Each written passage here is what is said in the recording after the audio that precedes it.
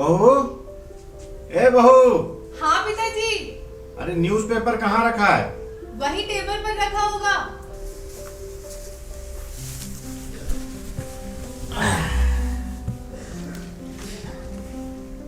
अरे मेरा चश्मा कहाँ रखा है? वही टेबल पर रखा होगा पिताजी। अरे भाई कहीं मिल नहीं रहा है। चश्मा के बगैर तो कुछ ठीक ठाक दिखाई भी नहीं देता है। चश्मा ढूंढना तो दूर की बात है भाई। अच्छा ठीक है, आती हूँ। हाँ तुम ही देख दो। रोज तो इसी टेबल पे रखा रहता है, लगता है रात में आप कहीं और रख दिए। ये क्या पिताजी, चश्मा तो आप गले में टांगे हैं और मुझे टेबल पे ढूंढवा रहे हैं। अरे हाँ, अरे लगता है कल रात को मैं चश्मा गले में टांग कर ही सो गया था। थैंक यू बहू। ठीक है। हाँ अच्छा सुनो, चाय भी जरा जल्दी बना देना, ठीक है? ठीक है।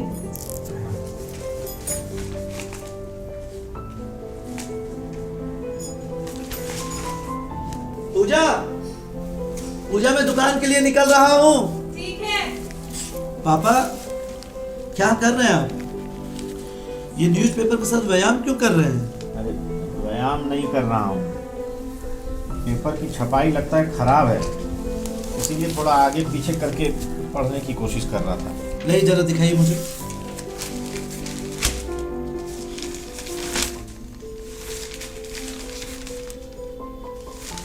ठीक तो है इसकी छपाई? ठीक है, हाँ। पर मुझे क्यों साफ साफ दिखाई नहीं दे रहा है? पापा लगता है आपके चश्मे का नंबर बदल गया है। ना ना, 6 महीने में कहीं चश्मा का नंबर बदलता है? और तुम तो मुझे साफ ठीक ठाक दिखाई दे रहे हो। पापा आपकी नजदीक की नजर खराब हो गई है, दूर की नहीं। ऐसा करते हैं, चलिए आप मेरे साथ, पहले डॉक्टर को दिखा लेते हैं, उसके बाद मैं दुकान चला जाऊंगा। और वैसे भी उनसे पूछ लेंगे कि भाई इतनी जल्दी जल्दी चश्मे का नंबर क्यों बदल रहा है। 1 साल में ये मुझे लगता है कि तीसरी बार आपके चश्मे का नंबर बदल गया है। नहीं नहीं नहीं नहीं, डॉक्टर को दिखा कर 500 रुपए का चूना क्यों लगाना है? वो तो बोलेगा ही नया नंबर के साथ नया चश्मा ले लो, है ना? पापा सही नंबर के साथ चश्मा अगर नहीं लेंगे तो फिर आप नजदीक की चीजों को कैसे देखेंगे, और फिर ये न्यूज़पेपर कैसे पढ़ेंगे आप? अरे अब इसके लिए नया चश्मा क्या लेना है? अब आजकल न्यूज़पेपर पढ़ता कौन है? और रही बात न्यूज़ की है तो है ना मोबाइल, बस एक बटन दबाओ, पूरा दुनिया का खबर तुम्हारे सामने है कि नहीं? बटन दबाने के लिए भी ना नजदीक की नजर अच्छी होनी चाहिए। अरे तो ठीक है, तो तुम दबा दो। आपसे तो बहस करना ही बेकार है। अरे तो क्यों कर रहे हो? तुम बटन दबाओ। लीजिए। हाँ। और सुनिए, आज शाम को ना चलते हैं डॉक्टर के पास। अरे काहे परेशान कर रहे हो हैं? जब हमको जाना होगा डॉक्टर के पास हम खुदे बोल देंगे, ठीक है? अभी तुम दुकान जाओ, नहीं तो बेकार का नुकसान होगा तुमको। जैसी आपकी मर्जी पापा, मैं जा रहा हूँ।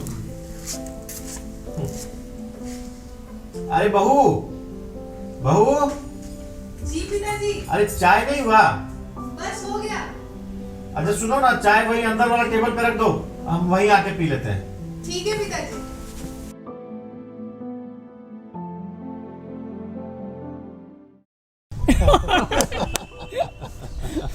एकदम गजब बात करता है। हाँ।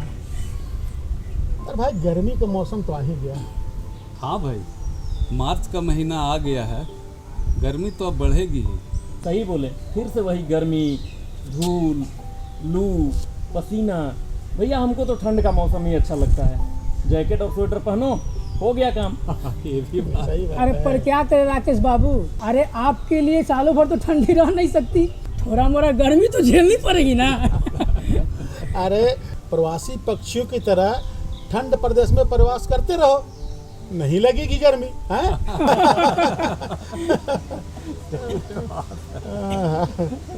ये लो, रामलाल जी भी आ गए। रामलाल जी इधर। अरे आइए महाराज, बैठिए थोड़ा हम लोग के साथ भी। प्रणाम प्रणाम प्रणाम। और भाई क्या हाल चाल है सभी के? सब बढ़िया है। चाचा आपके आशीर्वाद से सब बढ़िया है। चाचा आप बताइए आपका क्या हाल चाल है? अरे राम जी की कृपा से सब भला चंगा है, स्वस्थ है, मस्त है। चाचा आप तो हमेशा मस्त रहते ही हैं, लेकिन आज कुछ तबीयत आपकी बिगड़ी हुई सी लग रही है। क्या हुआ भाई, मेरा स्वास्थ्य क्यों क्या हुआ? आपकी आंखें। मेरी आंखें? क्या हुआ मेरी आंखों को? नहीं, मेरे बेटे से तो मुलाकात नहीं हुई थी तुम लोगों की?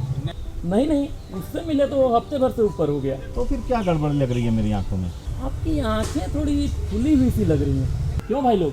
अरे रामलाल जी थोड़ा देखिए इधर। हाँ लग तो रही है भाई।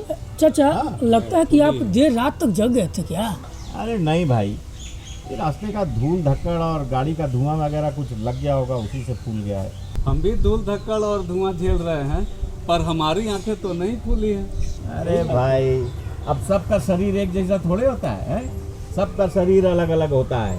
अब तुम्हारा झेल गया है तो नहीं फूला, अब मेरा नहीं झेला तो फूल गया। अरे रामलाल बाबू, आपसे बातों में कोई जीत नहीं सकता, क्यों भाई? वो तो है भाई। हाँ अच्छा सुनो, हमको घर के लिए कुछ सामान उमान लेना है। अच्छा हम चलते हैं थोड़ा। ठीक है ठीक ठीक है? अच्छा ठीक है। जय श्री राम। ठीक है प्रणाम चाचा। प्रणाम प्रणाम। जय श्री राम, जय श्री राम। बोलिए भैया क्या दूँ आपको? एक ब्रेड दे दो ब्रेड और 2 पेंसिल बैटरी जी और एक चाय पत्ती दे दो। जी भैया। ये भैया आपकी चाय पत्ती, पेंसिल बैटरी, ये ब्रेड। पेंसिल बैटरी, चाय पत्ती, ब्रेड।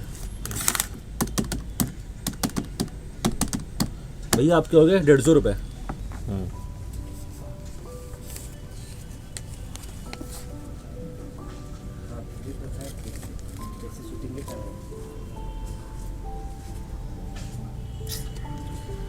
देखो तो भाई, 200 का नोट ही है ना? जी भैया 200 के हैं। हाँ तो काट लो काट लो। ये भैया आपके 50 रुपये। ये आपके ब्रेड हो गए, ये चाय पत्ती, ये पेंसिल बैटरी। लीजिए भैया।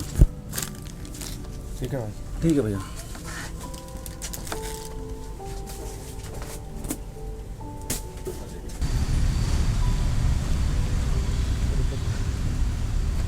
Uncle, Ramlal uncle. अरे सुनील, हाँ। क्या बात है बेटा? बात तो कुछ नहीं अंकल, बस ये बताना है कि आपके कंधे पर किसी चिड़िया ने बीट कर दिया है। मेरे कंधे पर? हाँ कहाँ? इधर तो मुझे तो कुछ दिखाई नहीं दे रहा बेटा। ये तो रहा अंकल आपके दाएं कंधे पर।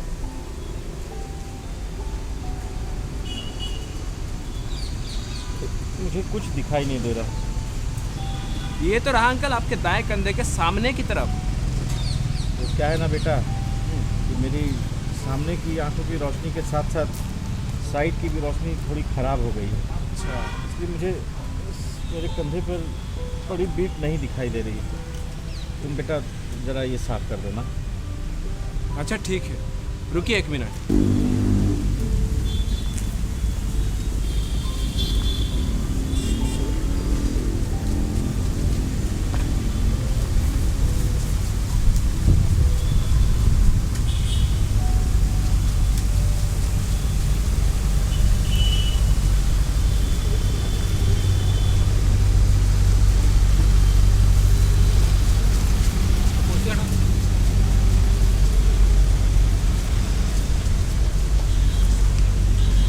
ये लीजिए अंकल, हट गई आपके कंधे से चिड़िया की बीट।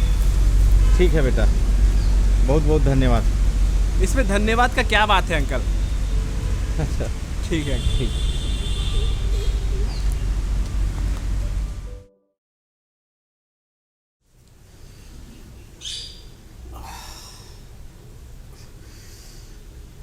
बहू, ओ बहू।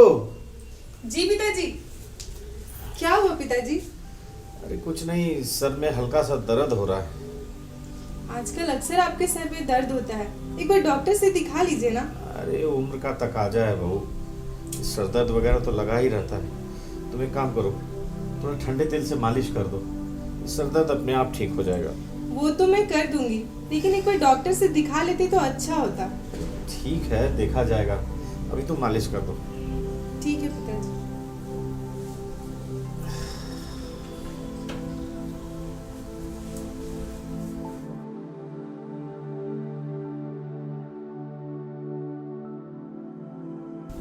कैसा लग रहा है पिताजी? हाँ, अभी पहले से बेहतर लग रहा है। ऐसा कीजिए, अब आप सो जाइए। मालिश के बाद अच्छी नींद लेने से आपको आराम मिलेगा। हाँ, ठीक कह रही हो बहू तुम। मैं थोड़ी देर सो लेता हूँ। ठीक है पिताजी।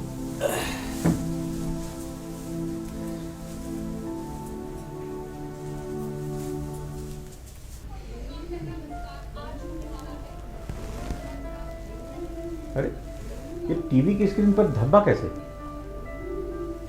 लगता है चैनल में गड़बड़ी है। दूसरा चैनल बदल कर देखता हूँ।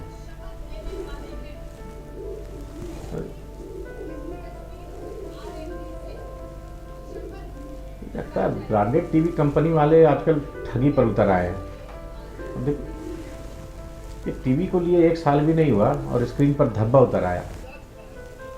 क्या देख रहे पापा? अरे क्या देखूंगा, ये खराब टीवी कुछ देखने देगी तब ना। खराब टीवी? अच्छी भली तो चल रही है टीवी। अरे क्या खाक खची चल रही है? अभी 1 साल भी नहीं हुआ टीवी लिए हैं और स्क्रीन पर धब्बा उतर आया। पहले सोचा था कि एक चैनल में गड़बड़ी होगी, लेकिन इतने सारे चैनल बदल डाले तो पता चला कि टीवी में ही गड़बड़ी है। बोला था कि इतनी महंगी टीवी मत लो। अब देखो स्क्रीन पर धब्बा उतर आया ना, सारे पैसे बर्बाद हो गए। लाइए एक बार रिमोट लाइए मुझे। ठीक तो है? कहाँ कोई धब्बा है स्क्रीन पर पापा? हाँ? लीजिए देखिए। ठीक है, हाँ। पर मुझे क्यों धब्बा दिखाई दे रहा है? अरे पापा, ये क्या हुई आपकी आंखों को? क्या हुआ? आपकी आंखें लाल हुई क्यों पड़ी है? लाल है? हाँ। लगता है इसी वजह से मुझे टीवी की स्क्रीन पर धब्बा दिखाई दे रहा है। हाँ? आखिर ये आपकी आंखें लाल हुई कैसे? कुछ पड़ गया होगा, इसी वजह से लाल हो गई है। पापा, आप अपना ख्याल रखा करिए और आप अपना चश्मा को लगाए रहा करिए। आधा समय तो आपका चश्मा आपके गले में टंगे रहता है। डॉक्टर ने आपको चश्मा लगाने के लिए दिया है, ना कि गले में टांगने के लिए। ठीक है बेटा, लगा लेते हैं। ठीक है पापा, आपकी आंखों में अभी मैं आई ड्रॉप डाल देता हूँ। ये जो आपकी आंखें लाल हुई है ना, वो कम हो जाएगी। ठीक है बेटा, डाल दो।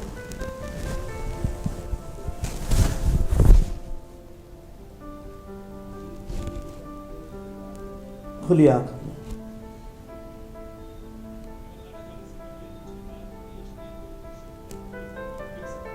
आप यहीं पर आंख बंद करके थोड़ी देर आराम कर लीजिए, ठीक है? मैं अभी चेंज कर लेता हूँ जाके।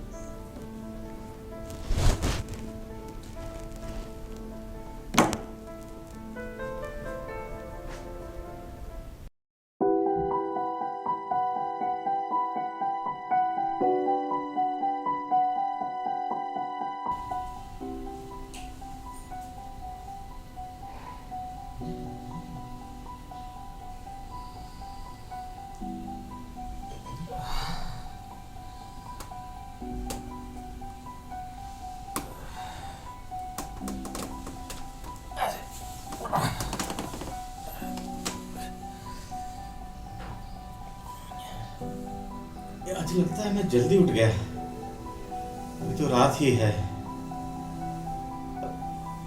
मेरे कमरे का स्विच ऑफ किसने कर दिया है? अब मैं बाथरूम कैसे जाऊं? अरे बेटा, नहीं नहीं, बेटा और बहू की नींद खराब करना भी अच्छा नहीं। मैं खुद ही स्विच ऑन करके बाथरूम चला जाता हूं।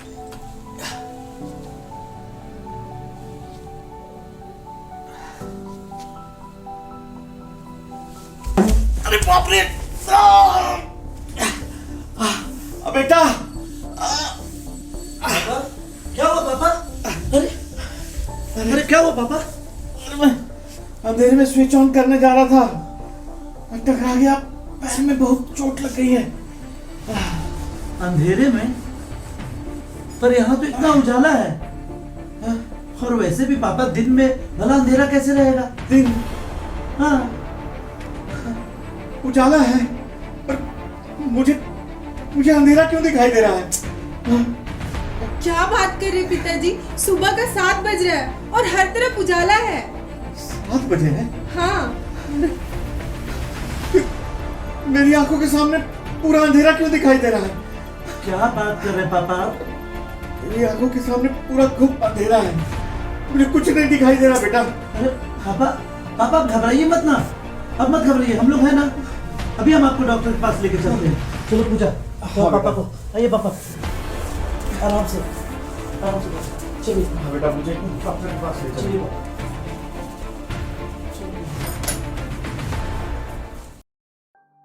मैंने आपके पिताजी की आंखों की जांच कर ली, उन्हें ग्लूकोमा नाम की बीमारी हुई है। पर डॉक्टर साहब, मेरे पिताजी तो अच्छे भले थे, तो फिर ये अचानक से उनको बीमारी कैसे हो गई? अचानक नहीं हुई है।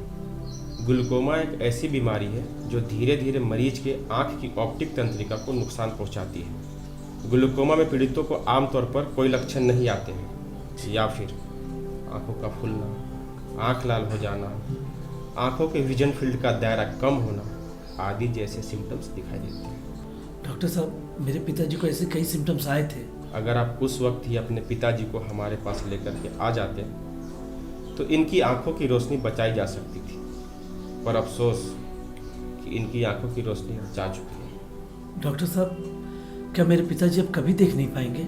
आई एम सॉरी सर, कोई तो उपाय होगा। ग्लूकोमा में इलाज से बची हुई आंखों की रोशनी बचाई जा सकती है, न कि गई हुई रोशनी को। जैसा कि मैंने पहले ही कहा कि अगर पूरी रोशनी जाने से पहले इनका इलाज हो जाता तो ये अपने आंखों की बची हुई रोशनी से देख पाते, पर अफसोस कि इनकी आंखों की रोशनी अब जा चुकी है। अब आपको अपने पिताजी का अधिक ध्यान रखना होगा।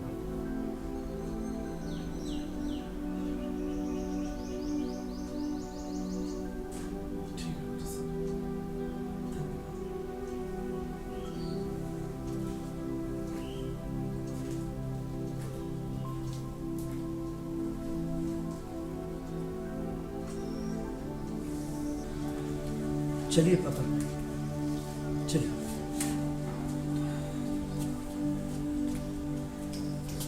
डॉक्टर ने कहा आप जल्दी ठीक हो जाएंगे और पहले की तरह साफ साफ देखने लगेंगे। बेटा, मैंने तुम्हारे और डॉक्टर की बातें सुन ली। मैं जानता हूँ मैंने अपनी लापरवाही के कारण अपनी आंखें खो दी हैं।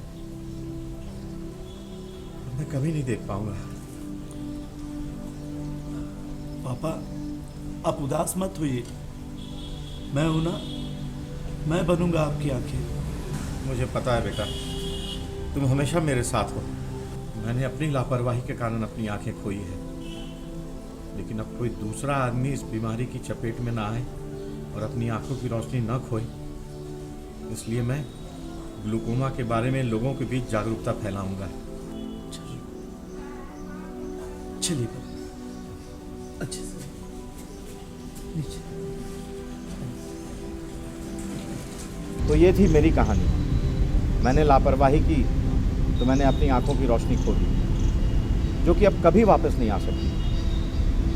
इसलिए मैं चाहता हूँ कि आप लोग ये लापरवाही कभी नहीं करें और समय समय पर अपनी आंखों की जांच करवाएं, और बाकी की बातें आपको डॉक्टर साहब बताएंगे। धन्यवाद रामलाल जी। दोस्तों, ग्लूकोमा एक गंभीर बीमारी है जो धीरे धीरे आपके आंखों की रोशनी छीन सकती है। आप लोगों में से किसी को ग्लूकोमा यानी कि काला मोतिया तो नहीं है। इसकी जांच आज हम इस मुफ्त आंख जांच शिविर में करेंगे। अच्छा डॉक्टर साहब, ये काला मोतिया किस उम्र में होती है? ये काला मोतिया किसी भी उम्र में हो सकता है। अगर आपके आंखों के ऊपर प्रेशर बन रहा है तो आपको आगे चलकर ग्लूकोमा हो सकता है। लेकिन ये पता कैसे चलेगा कि आंखों पर प्रेशर बन रहा है? समय समय पर जांच करवाने से आप ये पता कर सकते हैं कि आपके आंखों पर प्रेशर बन रहा है या नहीं। अच्छा डॉक्टर साहब, अगर आंखों के जांच में प्रेशर का पता चले तो क्या होगा? अगर आपकी आंखों पर प्रेशर बन रहा है तो आपके डॉक्टर आपको कुछ दवाई और कुछ ड्रॉप देंगे, जिनके नियमित इस्तेमाल से आप अपने आंखों पर बनने वाले प्रेशर को कम कर सकते हैं और आपकी बची हुई आंखों की रोशनी को आगे कोई खतरा नहीं होगा। अगर डॉक्टर साहब सही समय पर इस काला मोतिया का पता नहीं चला तो? अगर सही समय पर काला मोतिया का पता नहीं चला तो रामलाल जी की तरह ग्रसित मरीज की भी आंखों की रोशनी जा सकती है। तब तो डॉक्टर साहब हम अपने पूरे परिवार की आंखों की जांच करवाएंगे और इस गंभीर बीमारी से बच जाएंगे। सही कहा आपने। अब आप लोग एक एक करके अपनी आंखों की जांच करवाएंगे और ग्लूकोमा के खतरे को घटाएंगे। अभी सब लोग हम लोग जानते हैं एक ग्लूकोमा अवेयरनेस वीक चल रही है और सभी लोगों को ग्लूकोमा अर्थात काला मोतिया, जिसे हम लोग अपने लैंग्वेज में देसी भाषा में बोलते हैं, प्रयोग करते हैं काला मोतिया, तो इसके बारे में जानना बहुत ज़रूरी है। ये एक ऐसी बीमारी होती है जिसमें कि हमारी धीरे धीरे करके नस की साइज़ बढ़ती चली जाती है और फाइनली नस सूख जाने की वजह से रोशनी ख़त्म हो जाती है। ग्लूकोमा आखिर होता क्या है? ग्लूकोमा में हमारे आँख का, जैसे हमारे शरीर का प्रेशर नापा जाता है जिसे ब्लड प्रेशर बोलते हैं, वैसे ही हमारे आँख की प्रेशर बढ़ती चली जाती है और आँख की प्रेशर बढ़ने की वजह से वो नस को डैमेज करता है, नस की साइज़ बढ़ती है और धीरे धीरे वो नस सूख जाता है। अधिकांश लोगों में इसमें जब हम लोग को यह बात जानना बहुत ज़रूरी होता है कि ये एक ऐसी बीमारी है कि अधिकांश लोगों को जब तक हमारी रोशनी कमज़ोर ना हो जाए, ख़राब ना हो जाए, तब तक लोगों को पता नहीं चलता है और अचानक से जब ख़राब हो जाता है तब उसका उपचार भी हम लोग कर नहीं सकते। तो वैसे कंडीशंस में ये खास करके इस बीमारी के बारे में जानना, अवगत होना ये बहुत ज़रूरी है। तो ये बीमारी जो होती है ये विभिन्न प्रकार से होती है। इसको ओपन एंगल बोलते हैं, एंगल क्लोजर बोलते हैं या सेकेंडरी ग्लूकोमास बोलते हैं। मतलब क्या होता है, जैसे कभी कभी हमारे आँख में क्या होती है, आँख में पानी बनता है जो कि आँख के अंदर भी पानी बनता है जो आँख के ढांचे को मेंटेन करता है। वह पानी अंदर के रास्ते से होते हुए खून में जाके मिल जाता है। कभी कभी वो पानी जब ज़्यादा बनने लगे या पानी का रास्ता संकीर्ण हो जाए, पतला हो जाए, जिससे कि पानी जा नहीं सकता है, तो वो आँखों के प्रेशर को बढ़ाने लगता है। इनमें most commonly family history, open angle और एंगल क्लोजर के लिए फैमिली हिस्ट्री का मतलब हो गया हमारे कभी किसी और में ग्लूकोमा डायग्नोस्ड हुआ है, हमारे पिताजी को, माता को, भाई को, किसी को डायग्नोस्ड हुआ है, तो अपना जांच अवश्य करवा लेना चाहिए क्योंकि इसका फैमिली हिस्ट्री का मोस्ट इंपॉर्टेंट, वो सबसे इंपॉर्टेंट ज़रूरी है। दूसरा है, कभी भी एक बार 40 साल की उम्र हो जाने के बाद से अपने निकटतम नेत्र रोग विशेषज्ञ से ज़रूर परामर्श ले लें कि वो एकदम सुरक्षित हैं, सारी चीज़ें ठीक हैं। और अगर किसी को जैसे आँखों में चोट लग जाए, तो अगर चोट लगने की वजह से भी बाद में ग्लूकोमा होने के चांसेस होते हैं। कुछ मोतियाबिंद होती हैं जो पकने के बाद कुछ ज़्यादा ही पक जाती है जिनमें, तो उनमें उनके प्रेशर बढ़ने की वजह से ग्लूकोमा हो सकता है। तो ये सारे विभिन्न प्रकार के ग्लूकोमा होते हैं। तो हम लोगों को एकदम सावधान रहना है और इसके बारे में अवगत रहनी है। अब हम लोग आते हैं कि इसको पकड़ कैसे पाएंगे। देखिए, अधिकतर समय तो आपको नेत्र रोग विशेषज्ञ से ही मिलना है, इसलिए मैं इसको बार बार बोलूँगा, दोहराऊँगा कि 40 की उम्र होने के बाद से एक बार अपने निकटतम नेत्र रोग विशेषज्ञ से अवश्य मिल लें कि आपको कोई तकलीफ़ ना हो। फैमिली का हिस्ट्री होने से एकदम आपको जाके ज़रूर दिखाते रहना चाहिए। किसी को ग्लूकोमा डायग्नोस्ड हुआ है तो उसकी जो ट्रीटमेंट चलती है, उसके अलावा जब आपके चिकित्सक जो बोलेंगे जितने समय पे मिलते रहने के लिए, उस समय में उनसे मिलते रहना है। अब ये तो हो गई जब हम लोगों को पता नहीं चलता है। कुछ लोग ऐसे होते हैं जैसे एंगल क्लोजर ग्लूकोमा है, उसमें अचानक से आँख कभी कभी लाल हो जाती है।